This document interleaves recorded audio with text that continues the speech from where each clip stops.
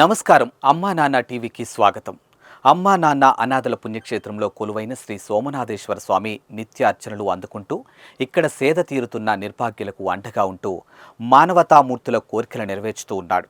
శివానుగ్రహంతో మనోభిష్టాలు నెరవేర్చుకున్న భక్తులు వారింట జరిగే శుభకార్యాలను ఈ పవిత్ర ప్రదేశంలో జరుపుకొని అయిన వారంటూ ఎవరు లేని అభాగ్యులకు బాసటగా నిలుస్తూ ఉన్నారు. నా దేశం కోసం నేను నా వంతు సాయం చేస్తానంటూ సామాజిక బాధ్యత కలిగిన మానవతామూర్తులు అభాగ్యుల సేవలో తరిస్తూ మానవత్వాన్ని చాటుకుంటున్నారు.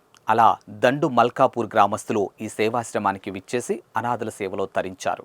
ఈ క్రమంలో దండు మల్కాపూర్ గ్రామ పంచాయతీ సభ్యులైన పి శ్రీనివాసులు, భూపాల్ రెడ్డి, శ్యామ్ సుందర్ గారులు అయినవారంటూ ఎవరూ లేని అనాథులను సాకుతున్న అమ్మా నాన్న అనాథుల పుణ్యక్షేత్రానికి విచ్చేసి నిర్భాగ్యుల నిత్యాన్నదాన పథకానికి తగిన విరాళాన్ని అందించి దీనుల సేవే దేవుని సేవ అని చాటారు.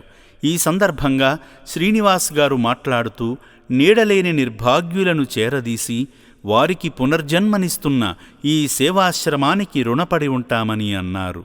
యాదాద్రి భువనగిరి జిల్లా చౌటుప్పల్ మండలం దండుమల్కాపురం గ్రామము. నా పేరు పర్వతం శ్రీనివాస్.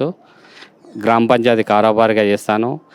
మా దగ్గర మరాఠీ నన్నని మల్కాపురం గ్రామంలో 20 ఏళ్ళ నుంచి వచ్చి ఉన్నది.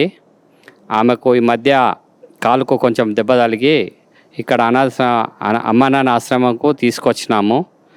ఆమెకు ఇప్పుడు వచ్చి నేను చూశాను, వారం రోజులు అవుతుంది పంపించి. వారానికి ఇప్పుడు ఈరోజు వచ్చి చూశాను, మంచిగానే ఉన్నది. ఆమెకు గ్రామంలో ఉన్న డబ్బులు ఆమె పింఛన్ ద్వారా వచ్చేటి 1 లక్ష రూపాయి ఆశ్రమానికి ఇవ్వడం జరిగింది. ఇక్కడ చాలా ఫెసిలిటీ ఉన్నది కాబట్టి మేము చౌటుప్పల్ సిఐ గారి ద్వారా లెటర్ తీసుకొచ్చి ఇక్కడ అమ్మా నాన్న ఆశ్రమంలో చేర్పించడం జరిగినది. ఇక్కడ ఆశ్రమము చూసిన తర్వాత చాలా మంచిగా ఉన్నది. బిల్డింగ్ని ఇక్కడ వసతులు కానీ భోజనాలు మరి మంచిగానే పెడుతున్నారు. కాబట్టి ఇప్పుడు నేను మా నన్ని గారిని చూస్తే మంచిగానే పెడుతున్నారని చెప్పారు.